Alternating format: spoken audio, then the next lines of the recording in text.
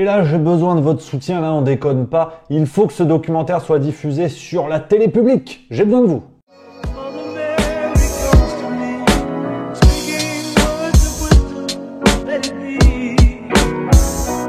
Ouais, la petite vidéo du matin, écoute, faut changer les habitudes, le changement, c'est maintenant. Ouais, j'étais en train de faire mon petit tour de l'actualité, la presse quotidienne, un coup d'œil aux uns, tu connais, on est bien. Et là, je tombe sur la sortie d'un documentaire, peut-être que tu connais. Hold Up, c'est le nom. Alors oui, comme ça, c'est vrai qu'on dirait la nouvelle bouse de Danny Boone avec Cadmerade, mais là non, là c'est sérieux, c'est un documentaire sur le coronavirus. Donc arrête de ricaner, là c'est énervant.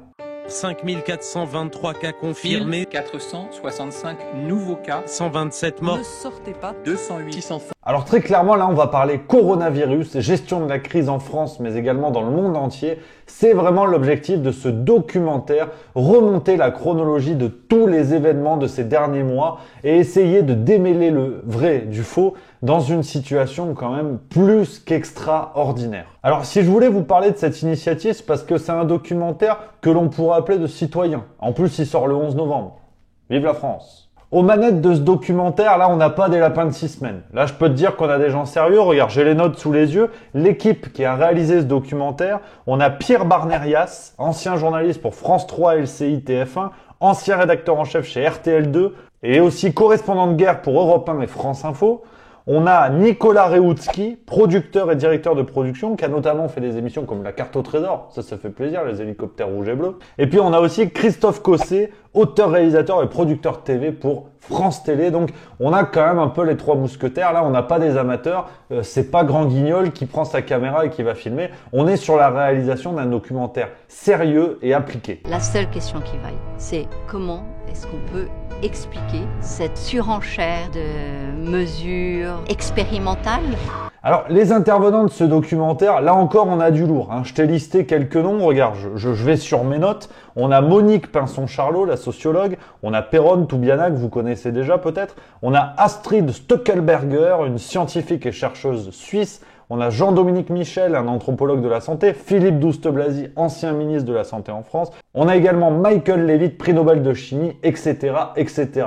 Un casting 5 étoiles, on dirait les bronzés 4. Ce documentaire a fait l'objet d'un projet de financement participatif, notamment sur Ulule, qui a permis de récolter des fonds.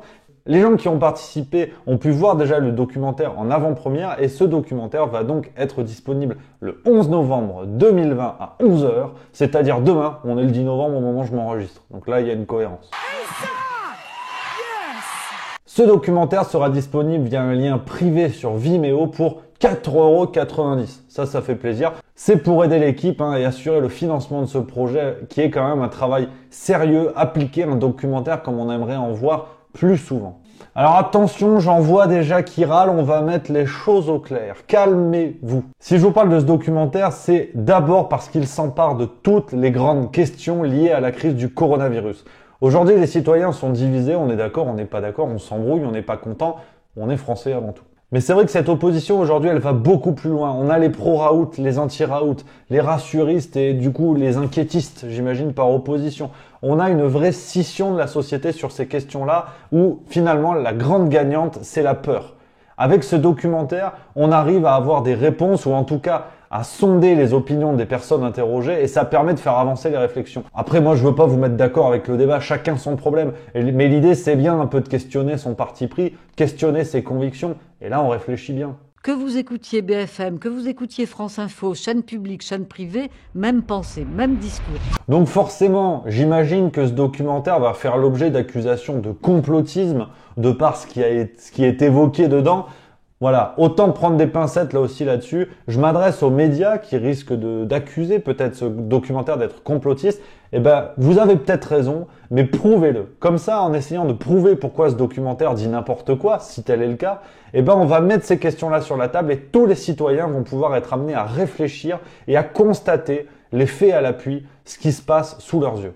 Donc là, j'ai besoin de votre soutien. On va peut-être faire un truc citoyen pour encourager ce documentaire, une pétition. Une pétition pour encourager le service public français, donc France Télévisions, à diffuser ce documentaire sur France 2, France 3, je discute pas, mais que au moins il soit visible pour la majeure partie de la population. C'est le travail du service public que d'informer, que de rendre accessibles les opinions et les points de vue Donc si vous voulez signer la pétition, il y a le lien dans la description de la vidéo. Vous mettrez votre adresse mail. Plus on sera, plus on a de chances que ça marche. Voilà ce que je pouvais vous dire pour ce petit documentaire. Moi, je vais retourner finir mon café parce que quand même, faut pas déconner. Une petite vidéo pour discuter de vous avec ça. Donc, je vous mets également la bande d'annonce de ce documentaire en description de la vidéo. Si vous voulez le regarder, si vous êtes d'accord, si vous n'êtes pas d'accord, il faut que le débat soit vif. Et c'est peut-être ça qui va nous permettre une issue positive. Allez, je vous embrasse.